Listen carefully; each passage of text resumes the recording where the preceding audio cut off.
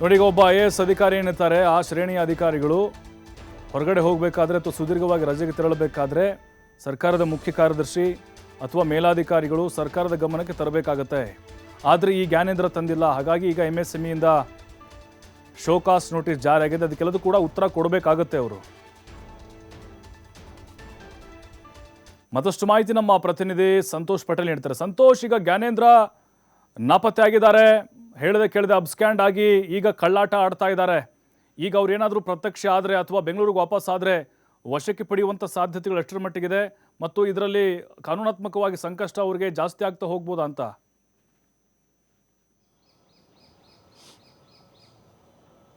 ಖಂಡಿತವಾಗಿ ಪ್ರಭು, ಏನಂತ ಹೇಳಿದ್ರೆ ಈಗಾಗಲೇ ಇಡಿ ಅಧಿಕಾರಿಗಳು ಒಂದು ಕಡೆ ಅವರ ಮನೆಯ ಬಾಗಿಲಿಗೆ ಈಗಾಗಲೇ ನೋಟಿಸನ್ನು ಅಂಟಿಸಿ ಬಂದಿರುವಂಥದ್ದು. ಅಂದರೆ ನಾಳೆ ವಿಚಾರಣೆಗೆ ಬರಬೇಕು, ಅಂದರೆ 25/8ರಂದು ಇವರು ವಿಚಾರಣೆಗೆ ಶಾಂತಿನಗರದಲ್ಲಿರುವ ಇಡಿ ಕಚೇರಿಗೆ ಹಾಜರಾಗಬೇಕು ಅಂತ ಈಗಾಗಲೇ ಅವರು ನೋಟಿಸನ್ನು ಜಾರಿಯನ್ನು ಮಾಡಿರುವಂಥದ್ದು.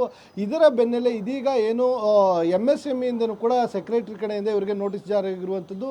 ಕರ್ತವ್ಯಕ್ಕೆ ಹಾಜರಾಗದೆ ಇವರು ಅಲ್ಲಿಂದ ಎಸ್ಕೇಪ್ ಆಗಿರುವಂಥದ್ದು. ಮತ್ತು ಯಾವುದೇ ಒಬ್ಬ IAS ಅಧಿಕಾರಿ ತನ್ನ ಕಾರ್ಯವ್ಯಾಪ್ತಿಯನ್ನು ಬಿಟ್ಟು ಹೊರ ಹೋಗಬೇಕು ಅಂತ ಹೇಳಿದ್ರೆ ಆತ ಒಂದು ಸರ್ಕಾರದ ಅನುಮತಿಯನ್ನು ಪಡ್ಕೊಳ್ಬೇಕಾಗುತ್ತೆ, ಇಲ್ಲ ಮುಖ್ಯ ಕಾರ್ಯದರ್ಶಿಯವರ ಗಮನಕ್ಕೆ ತರಬೇಕಾಗುತ್ತೆ, ಇಲ್ಲ ಸಂಬಂಧಪಟ್ಟ ಇಲಾಖೆಯ ಸೆಕ್ರೆಟರಿ ಏನಿರ್ತಾರೆ ಅವರಿಗೆ ಮಾಹಿತಿಯನ್ನು ಕೊಡಬೇಕಾಗುತ್ತೆ. ಇದು ಯಾವುದೇ ಮಾಹಿತಿಯನ್ನು ಕೊಡದೆ ಜ್ಞಾನೇಂದ್ರ ಕುಮಾರ್ ಕಳೆದ ಒಂದು ವಾರದಿಂದನೂ ಕೂಡ ಎಸ್ಕೇಪ್ ಆಗಿರುವಂಥದ್ದು, ಇವರು ನಾಪತ್ತೆ ಆಗಿರುವಂಥದ್ದು. ಈ ಕಾರಣಕ್ಕಾಗಿ ಅವರು ನಾಪತ್ತೆ ಆದ ಬೆನ್ನಲ್ಲೇ 3 ದಿನಗಳ ನಂತರ ಈಗಾಗಲೇ ಏನು MSME ಇಲಾಖೆ ಸೆಕ್ರೆಟರಿ ಅವರು ದೂರನ್ನು ಕೊಟ್ಟಿರುವಂಥದ್ದು. ಅದರ ಜೊತೆಗೆ ಈಗಾಗಲೇ ಅಧಿವೇಶನ ನಡೀತಾ ಇರುವಂಥದ್ದು.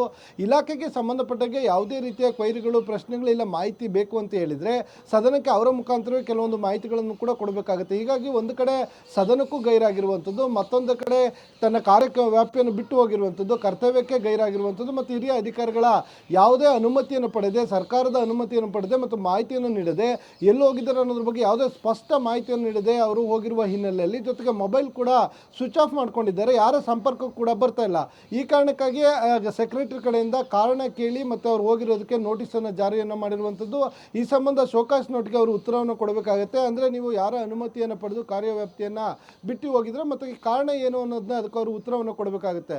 ಇದು ಒಂದು ಕಡೆ. ಆದರೆ ಮತ್ತೊಂದು ಕಡೆ ಇಡಿ ಅಧಿಕಾರಿಗಳು ಏನು ಲಕ್ನೋದಲ್ಲಿ ದಾಳಿಯನ್ನು ನಡೆಸಿದ್ರು, ಅವರ ತಂದೆ ವಾಸ ಇರುವಂಥ ಮನೆ ಮೇಲೆ ಅಲ್ಲೂ ಕೂಡ ಅವರು ಬಂದಿಲ್ಲ. ಯಾಕೆಂದರೆ ಇಷ್ಟು ದಿನಗಳ ಕಾಲ ಅವರ ತಂದೆಗೆ ಅನಾರೋಗ್ಯದ ಕಾರಣವನ್ನು ನೀಡಿ ಅವ್ರಿಗೆ ಹಾರ್ಟ್ ಅಟ್ಯಾಕ್ ಇದೆ ಅಂತ ಹೇಳಿ ಮಾಹಿತಿಯನ್ನು ನೀಡಿ ಇಲ್ಲಿಂದ ಅಲ್ಲಿಗೆ ಹೋಗಿದ್ದಾರೆ ಅನ್ನೋ ಮಾಹಿತಿಗಳು ಲಭ್ಯವಾಗ್ತಿತ್ತು. ಆದರೆ ಅವರ ತಂದೆಯವರು ಮನೆಯಲ್ಲೇ ಇರ್ತಾರೆ ಮತ್ತು ಅವರ ಸ್ಟೇಟ್ಮೆಂಟನ್ನು ಕೂಡ ದಾಖಲೆ ಮಾಡ್ಕೊಂಡಿರುವಂಥದ್ದು. ಅವರು ನೀಡುವಂಥ ಹೇಳಿಕೆಯಲ್ಲಿ ತನ್ನ ಮಗ ಲಕ್ನೋದಲ್ಲಿರುವ ಮನೆಗೆ ಜ್ಞಾನೇಂದ್ರ ಕುಮಾರ್ ಬಂದೇ ಇಲ್ಲ ಅನ್ನೋ ಮಾಹಿತಿಯನ್ನು ಕೂಡ ಅವರು ಸ್ಟೇಟ್ಮೆಂಟ್ನಲ್ಲಿ ಉಲ್ಲೇಖವನ್ನು ಮಾಡಿದ್ದಾರೆ ಅನ್ನೋ ಮಾಹಿತಿಗಳು ಕೂಡ ಲಭ್ಯವಾಗ್ತಾ ಇರುವಂಥದ್ದು. ಹೀಗಾಗಿ ಜ್ಞಾನೇಂದ್ರ ಕುಮಾರ್ ಅವರು KPSC ಹಗರಣಕ್ಕೆ ಸಂಬಂಧಪಟ್ಟಾಗೆ ಸಾಕಷ್ಟು ಕುತೂಹಲವನ್ನು ಮೂಡಿಸ್ತಾ ಇದೆ ಅವರ ನಡೆ.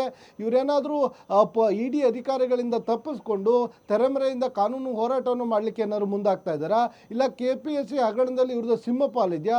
ಸೊ ಎಲ್ಲ ಅನುಮಾನಗಳು ಕಾಡ್ತಾ ಇದೆ. ಇದೆಲ್ಲದಕ್ಕೂ ಕೂಡ ಜ್ಞಾನೇಂದ್ರ ಕುಮಾರನ್ನ ಬಂಧನ ಮಾಡಬೇಕು, ಇಲ್ಲ ಅವ್ರನ್ನ ವಶಕ್ಕೆ ಪಡೆದ ನಂತರ, ಇಲ್ಲ ನಾಳೆ ಇಡಿ ಅಧಿಕಾರಿಗಳ ಮುಂದೆ ಅವರು ಶಾಂತಿನಗರ ಕಚೇರಿಗೆ ಹಾಜರಾಗ್ತಾರೆ ಅನ್ನೋದನ್ನ ಕಾಯ್ದು ನೋಡಬೇಕಾಗುತ್ತೆ.